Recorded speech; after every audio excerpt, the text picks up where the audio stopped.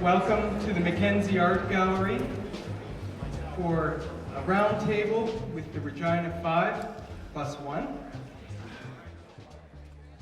Starting on my right, Douglas Morton, Kenneth Lochhead, Ron Bloore, Art McKay, Ted Godwin, and Clifford Weens. Tim, there's a rather traditional way that we five open these sorts of things. If we may like to follow, just hold the live mic down here just a moment. We must follow, hold the live mic next to this.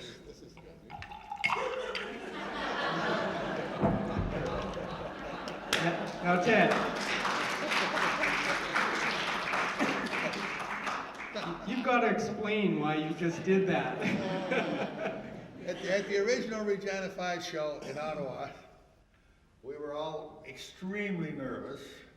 We went up on this stage and they had these tall panels behind us.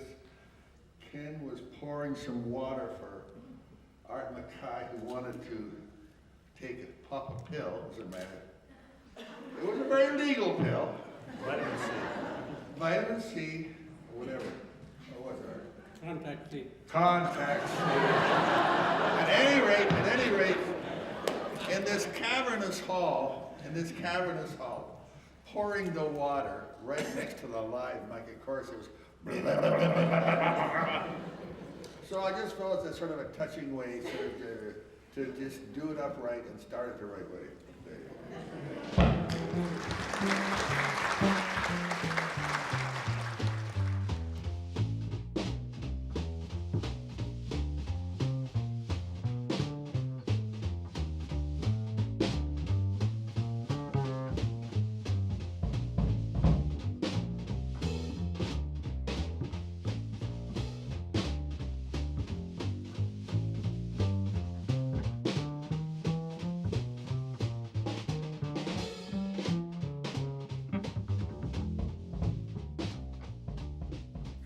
I got this phone call from Dr. Riddell, who was the first man to take over the new redevelopment of the Regina College of the University of Saskatchewan. And he was able to arrange for me to be one of his first appointments when he took over. There was an obligation on the part of the university to develop a School of Art and an art gallery. I was very young. I mean, Canada was really hard up for people to, I mean, I got in almost a year out of art school, so that's an indication of how hard up people were at that time.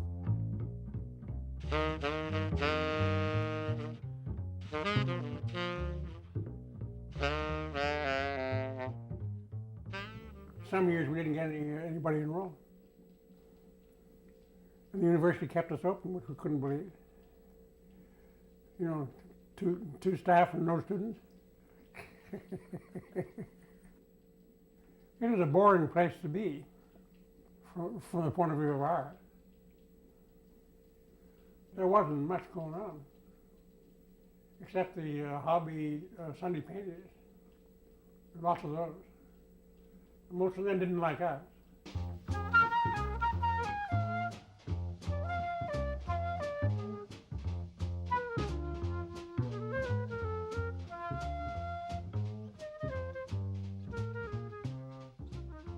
I did a lot of traveling when I was in business there. I had to go to all over the province.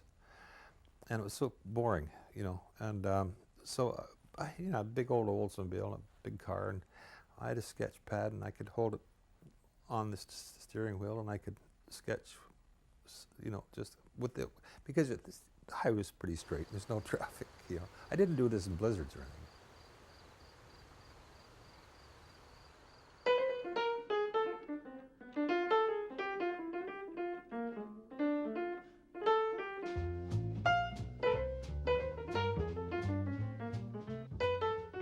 I didn't have any museum background or gallery background. I'd never been a director or a curator. I just spent up to that point my relatively short life just draped over a lectern and lecturing in the dark.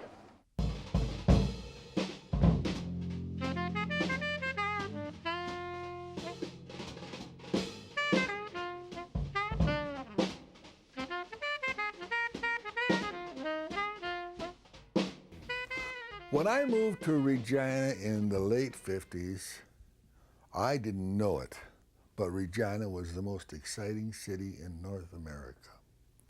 It had the only freely elected socialist government in the Western Hemisphere.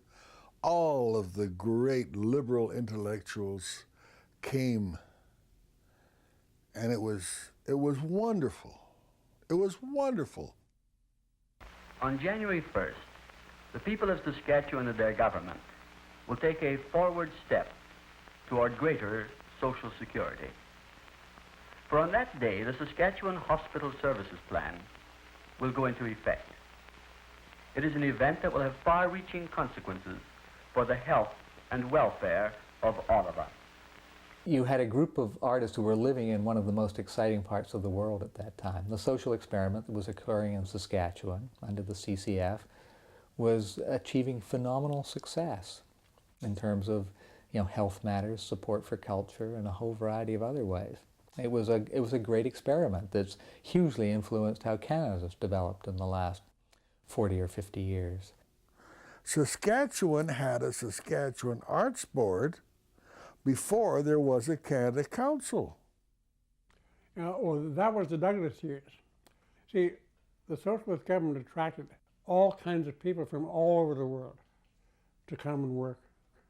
And they gave a lot to the culture. Douglas would come over and give talks to our students and all kinds of things like that. Made us feel as though we were part. That's what was so nice about the size of Regina and the people who lived there.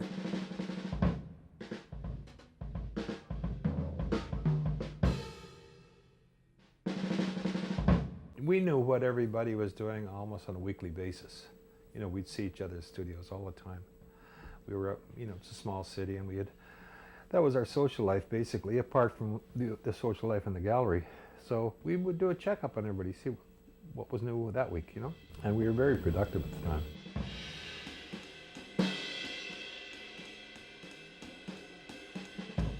I was not impressed by what they were doing at that time, but they seemed to have the potential, the drive, the ambition to be something more than a painter in Saskatchewan, showing under some women's society or something like that. They had that drive.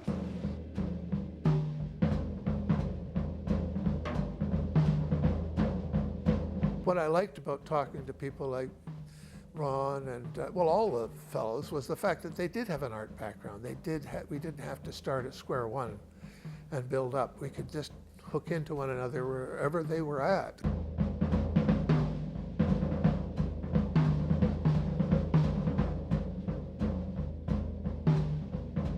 Somebody might phone up at 4 o'clock and say, well, I think it's time to have a meeting.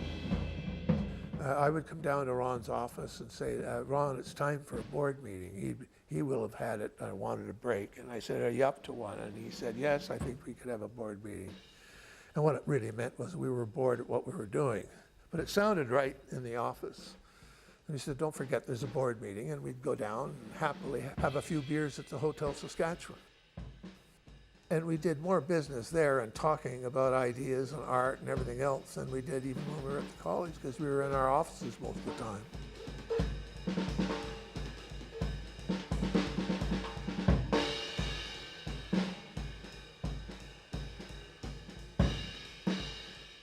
And Godwin and I times shared a studio. We had one in the basement.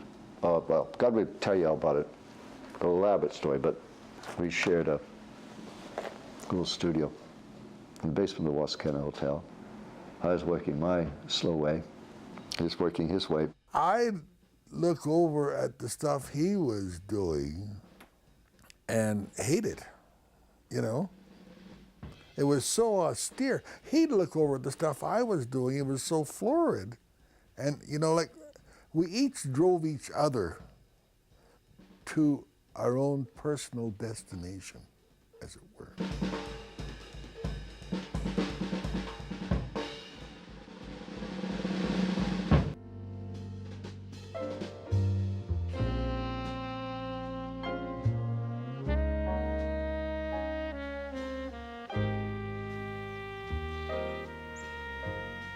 the university summer school had classes in art at a pretty nice setting at MLA. Well, I took over that group in 1950. Dr. Riddell, he said, "What thoughts have you got for MLA?" And I said, "We'd carry that on and maybe we could do something special, like a session for artists." Nothing happened until '55, at which time Art McKay were talking about the need to bring in from the outside world to isolated Saskatchewan, shall we say, artists who could add us. We could have exchange of ideas and just to meet these people. What a perfect place.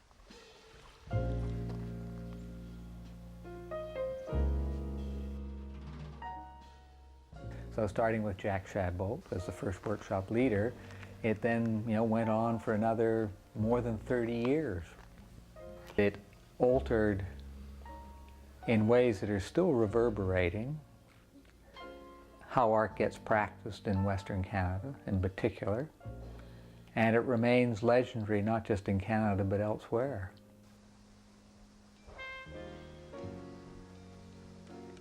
I think the timing was right, that we needed that kind of input. There wasn't the communications, we weren't getting input from other sources, so we somehow had to draw the sources to us.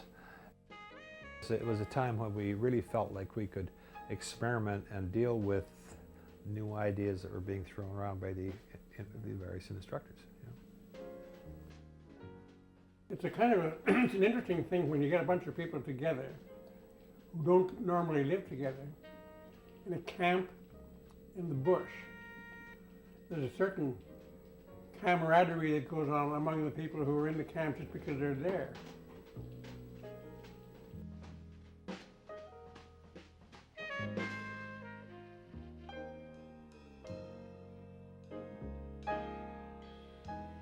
It was rather a creative hothouse. Although I take away that word creative, I don't like it. It was a hothouse of activity.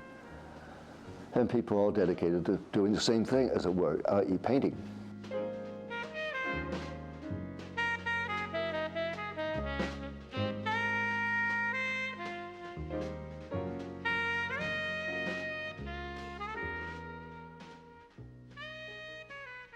I can remember seeing Doug Morton coming in with huge cans of paint and spilling them on the floor right beside Ron Bloore, who was doing some fine line pieces. I mean, I never could, I mean, the contrast between the different people was very evident in the studios that we had.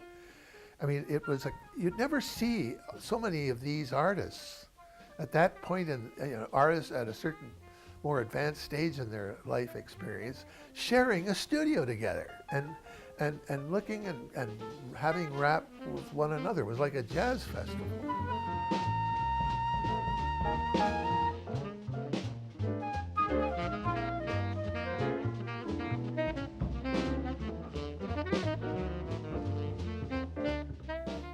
We had Jack Shadbolt, and then we had Joe Plaskett.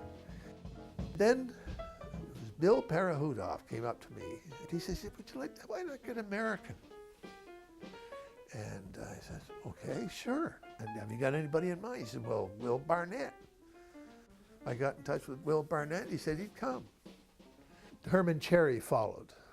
And then I went away to Italy in '59, and Roy Cayuca and Art saw the latest edition of the art mags we get in the library there. Roy would always race me to the library to get the latest edition. It was like food from the outside world getting to the island. And they stopped at an article on Barnett Newman. We were down in the cafeteria, and we had the Art News magazine with the article on Barney, and we were reading it at the coffee table. And we just said, "Oh, we have to pick somebody." But anyway, we stuck the names into a hat and pulled them out and got Barney.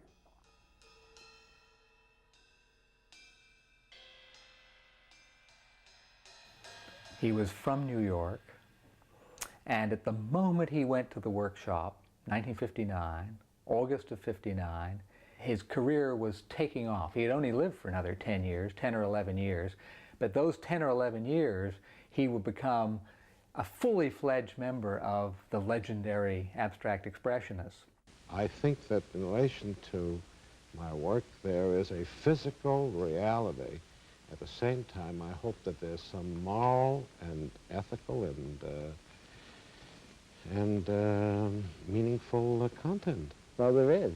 Well, So that's what there. we're talking about.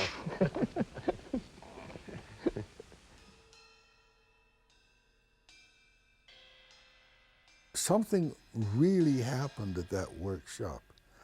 He looked at all the young Turks up there and responded to our raw energy.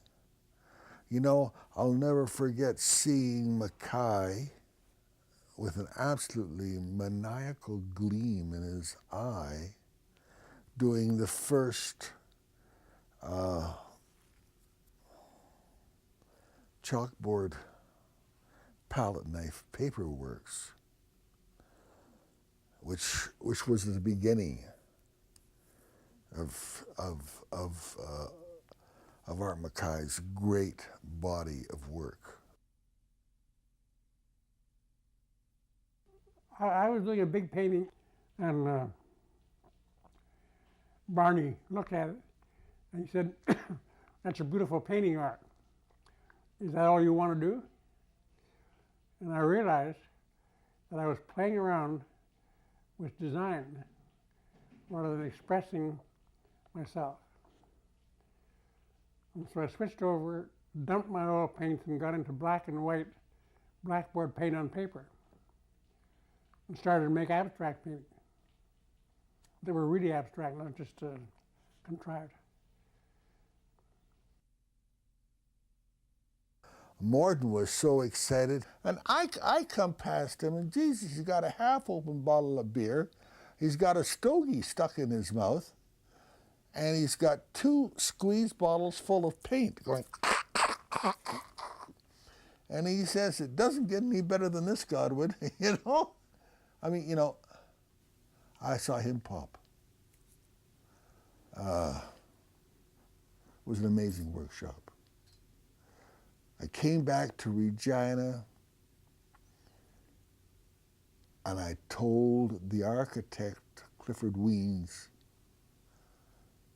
that something very special had happened that summer at Emma Lake. And Weens said, "Oh," he says, "I've seen this before." He says, "The fat'll wear off in 4 months." But it never did. The effects that that workshop had on all the participants, particularly artists that I knew in Regina, was it was a kind of level of commitment that was quite outstanding of being an artist, and Newman was the one to really set that in our minds.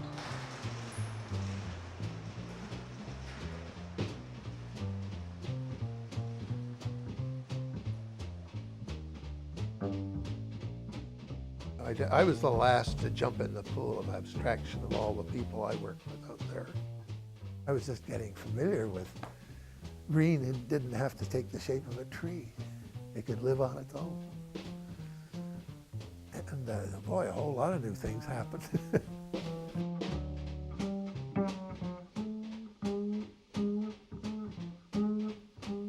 I was mucking around with some paint and finally moved some stuff around, and I said to myself, "My God, Bloore, you've just gone through the sound barrier.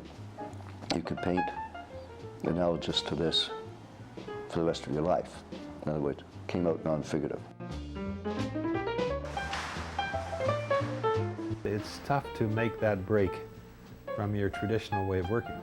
So at some point you have to do something quite radical.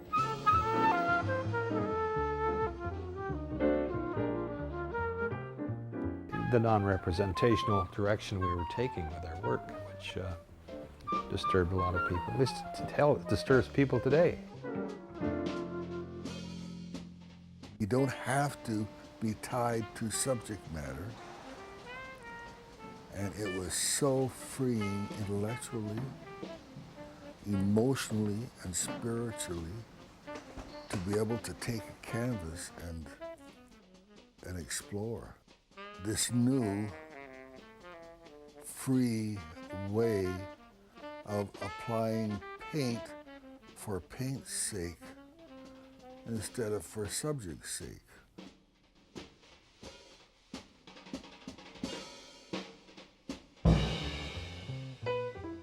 Stovepipe enamel was Bloore's idea on masonite.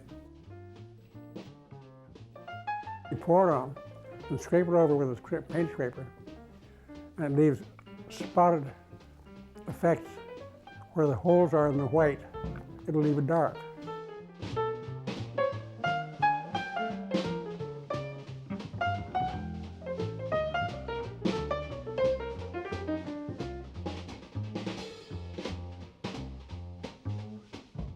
You can see figurative elements popping up in them all over the place. Sort of boobs, bellies, and bums, and and shanks, and so forth and such.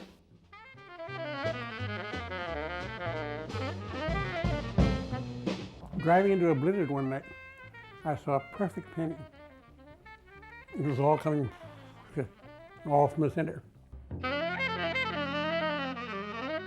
And what you do with these paintings is stare at the center and let your eyes defocus.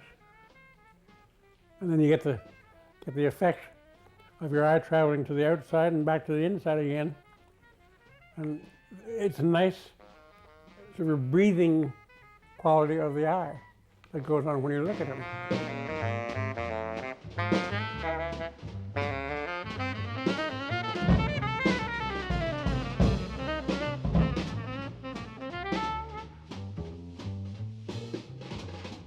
Lochhead and Godwin and I, one year, made up an exhibition of, the gallery had an exhibition of works by Win Hedor. Now, that almost cost me my job.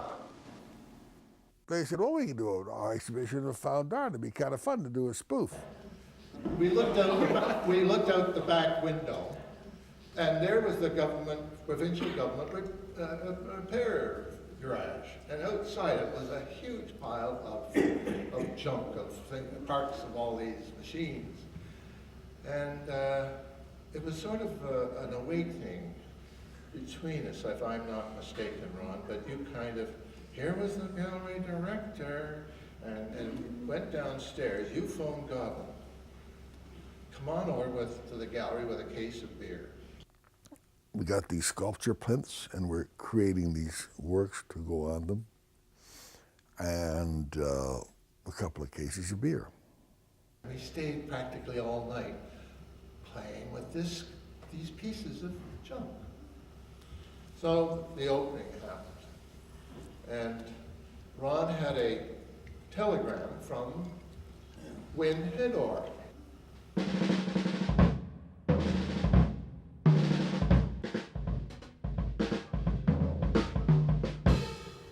Ron played the thing beautifully. He, at the opening, he had this telegram that the sculptress was afraid to attend because of the animosity her works might engender.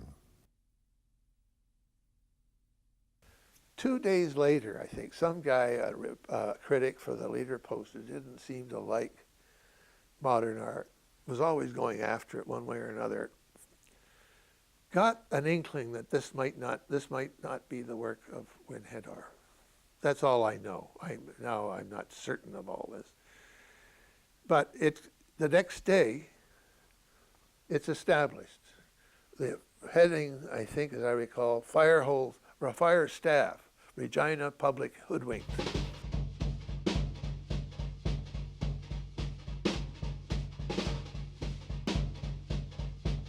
It was raised on the floor of the legislature. It made Time magazine.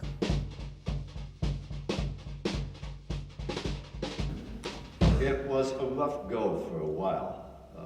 It wasn't a fake show, it wasn't anything like that. It's fundamentally to say, look, you come into a gallery, you don't lose your critical eye, you don't lose your brain, you don't have to accept everything that is there. Sometime later, Colin MacDonald, who's doing the Dictionary of Canadian Artists, gets to H, and he sees clippings. Oh, there's an artist by the name of Win Hedar.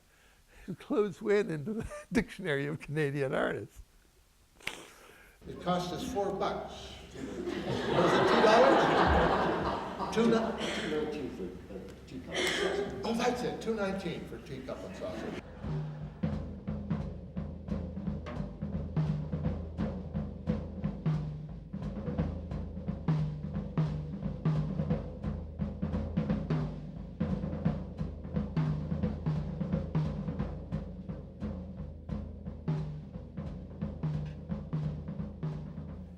Yeah, he ran the gallery in a very forward-looking way.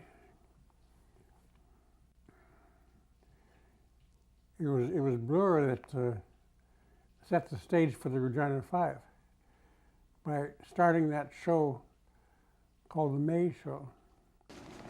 It was an exhibition I put on of the local artists, these guys, plus Weens, and Wolf from Nielsen, in the gallery. Whole gallery's taken over with this stuff. Boy, the local public did not come to see it. I had the show up because I invited the Canadian Museums Association to come and have their annual meeting in Regina. A very sophisticated guy, Bloore. I mean, I think he realized that there was something happening in the city and among us, all of us.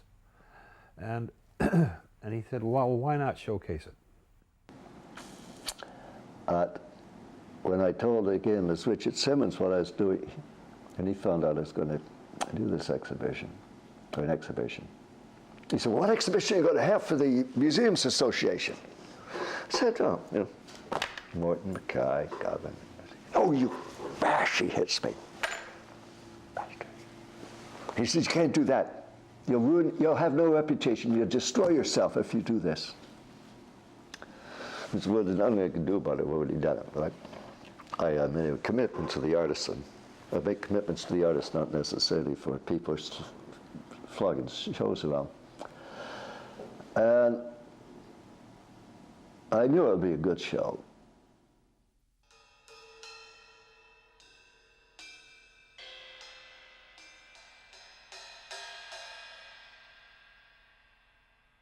Well, people came to look at it and thought, well, there goes those guys plugging themselves again. Taking advantage of the fact that Bloore is the director of the gallery. He's one of them. We worked on as the in group that was taking advantage of everybody else to promote ourselves. It must have looked like that, and it may have been like that to some extent. I must, in honesty, say that the other guys were a little annoyed with me, to say the least, because I would not include Roy Kyuka.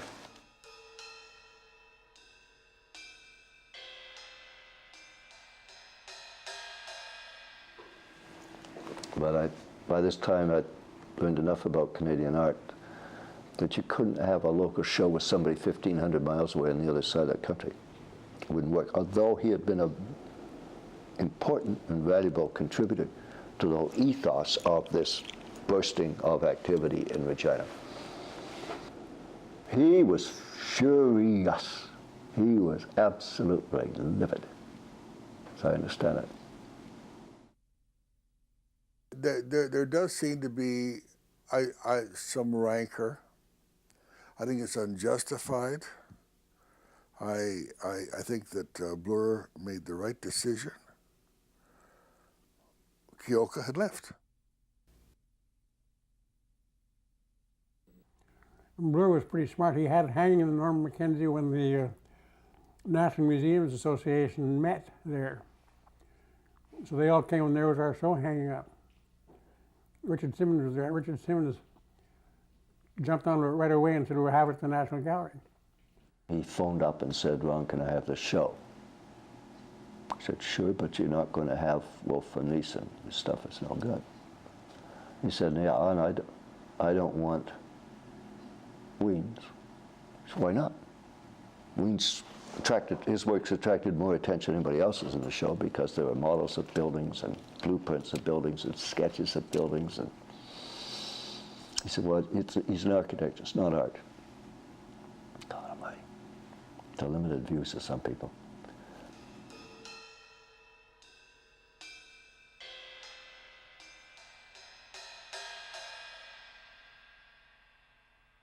We were ushered into the office of Charlie Comfort, who was then director of the National Gallery. Charlie really knew how to put us at ease. He said, of course, you realize you're the most important painting movement since the Group of Seven. Well, I'm sure it was as terrifying to the others as it was to me. Yeah, it was a great event. I mean, it was just getting, like, going from a very small town into, you know, the major art emporium in Canada was some kind of an event. It really was. And you know, three young guys or five young guys from the prairies facing this august body of people. You know.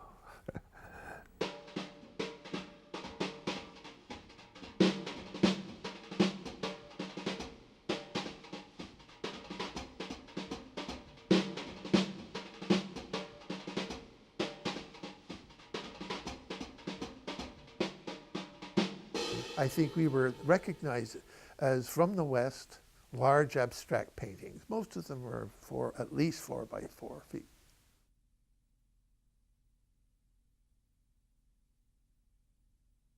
You know what was a gas? What was a real gas was walking out of Charlie Comfort's office and seeing the work so elegantly hung, removed from the dirt and the grime of the studio. They just look so damned elegant and pristine up there. It's been very good for all of us. Let's face it, we hit the jackpot, one show. I mean, we got more out of one show than anybody else in the country, group of guys in the country. More. Show at the National Gallery, that was the first, I think the Group of Seven got in there. Nobody before that, nobody since.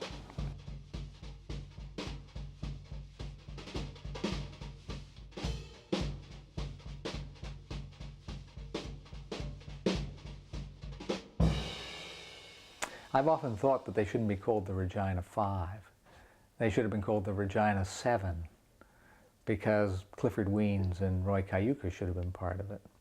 But of course, 7 was already taken. And the restraint was placed on them from the outside. My guess is that you know, Morton, Godwin, and others wouldn't have been unhappy to have Clifford Wiens and Roy Cayuca as part of the show that went to the National Gallery. But Wiens was excised because he was doing primarily architecture, he wasn't a painter. And Cayuca was excised because he'd moved to the coast, he'd moved to Vancouver. And so they became the Regina Five. But I like to think, you know, that they were a group of 7, but a really different kind of group of 7 than the predecessor group of 7. Do you know that one time, well, there are people who say there was a Regina 6. There are people who say there was a Regina 7. There wasn't. There was a Regina 5. Case closed. I always say it's a so-called group of Regina 5. Yeah, because indicating that we didn't think ourselves that way. We didn't invent it, whereas Painters 11 did it. Les Automatistes invented their name. Les Prismes invented their name. Yeah, we didn't. That was an external definition that came to us from the National Gallery, and then it was Regina 5.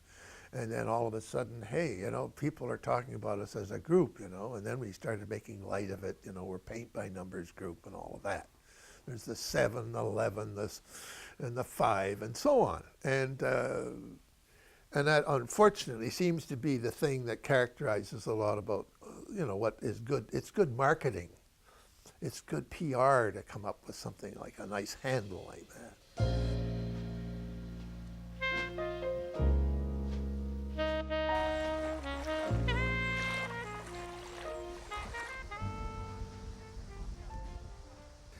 And by that time, MLA was beginning to develop a reputation, both in Canada and the States, and in New York.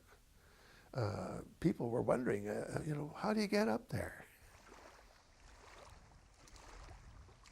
I invited Clement Greenberg up, a critic. That didn't go over well with some of the, Ron didn't like that. He said he didn't want a critic in the, telling us what to do. Greenberg had become, by the time he visited Emma Lake, 1962, the most powerful art critic writing in the English language since the Second World War. So an incredibly powerful voice, and he could make or break reputations. I'd rather put it more positively and say that the best work done in the last 20 years, and I think most of it's been done in New York, and I hope I don't sound too chauvinistic when I say Greenberg, that. don't hesitate. It's good for Canadian morale. Happens to be about something, but what that is about is not so easily recognizable. 2 weeks with someone like Greenberg in the woods, like any of the other artists, is a rare experience for anybody. I mean, New York artists would never have that opportunity, but we had them under the best conditions.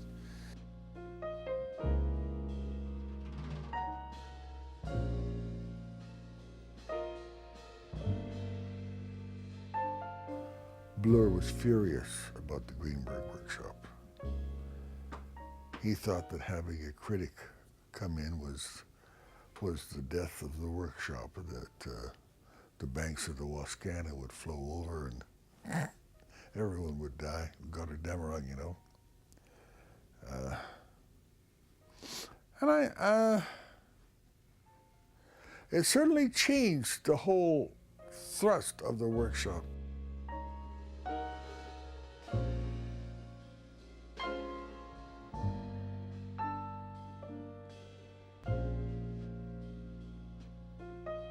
I think it all became destroyed when Clement Greenberg went up there as one of the leaders, because thereafter it became strictly Greenberg type vision, blinkered, restrictive vision, inhibited vision that tended to dominate either in painting or in sculpture, post-painterly abstraction.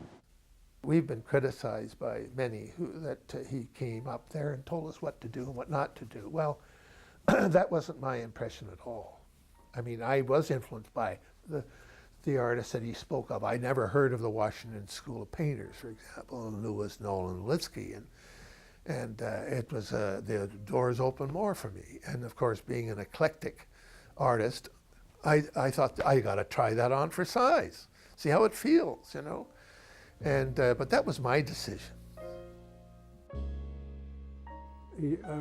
Ron keeps saying, because he was telling people how to paint.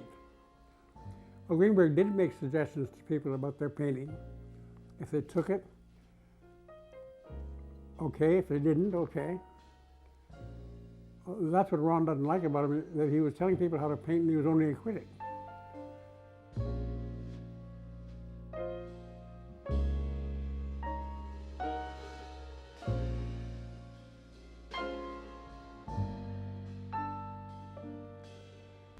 He was an autocrat, and I think a lot of people felt the guy was too linear, too unbending, and I would tend to agree with that he was. See, I thought we were doing fine before Greenberg came.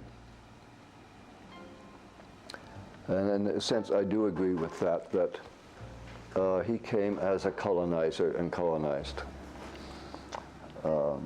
You could almost say clone some people. So Ron and I had some differences, healthy differences of opinion. We never really came to swords. It was a kind of, we respected one another's opinions on things like that.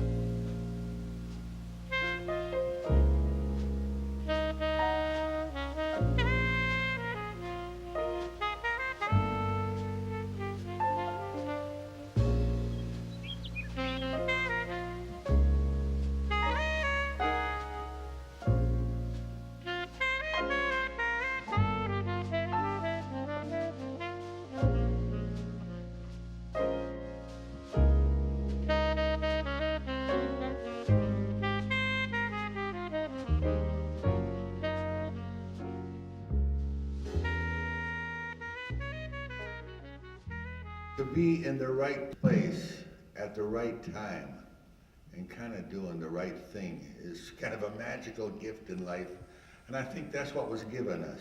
We all came together in Regina at a very important time in our lives, and we all separated.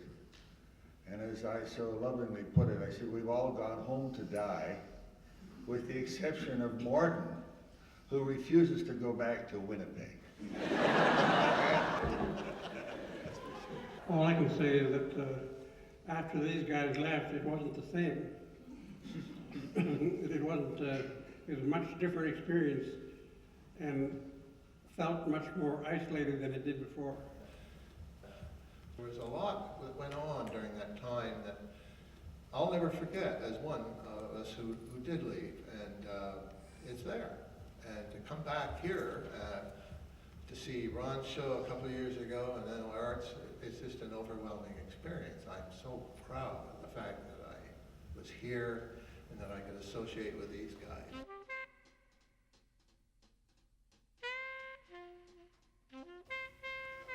I've always said that the Regina Five, the sum of the Regina Five is greater than the individual parts. What, you know, we have our place in Canadian art. We took art off the kitchen table in Regina. We took it into studios. We took art from comfortable little group of 7 sketch sizes to big attack canvases. But it was a good time out there. And none of us would have any names today if it hadn't all been that strange congregation of guys getting together all within a year or so and respecting each other, admiring each other's works and drive.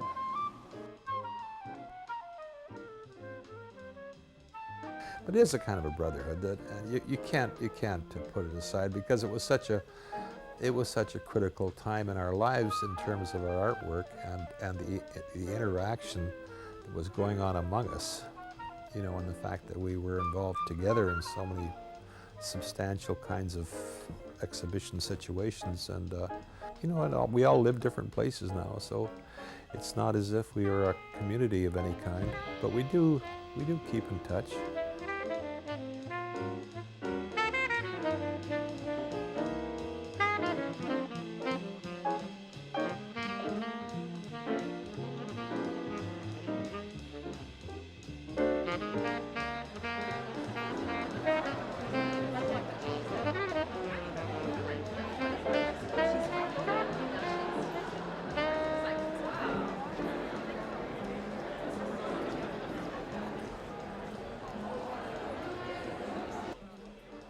Even though we're far apart, we still go to each other's openings, which shows that we still have some attachment.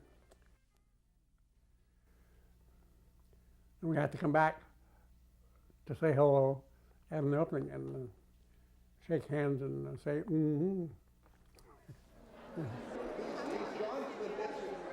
I think that we owe this group a very great deal for their part in stimulating the development of the cultural arts and education in Saskatchewan, and not only in Saskatchewan, but across the West.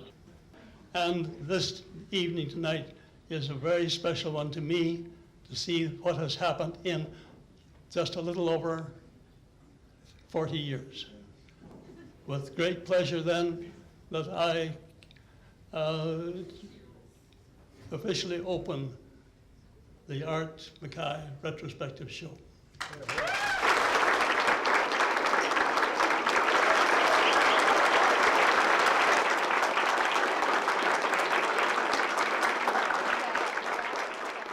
I'm not going to say much. If I had known I was this good, I would have done more work.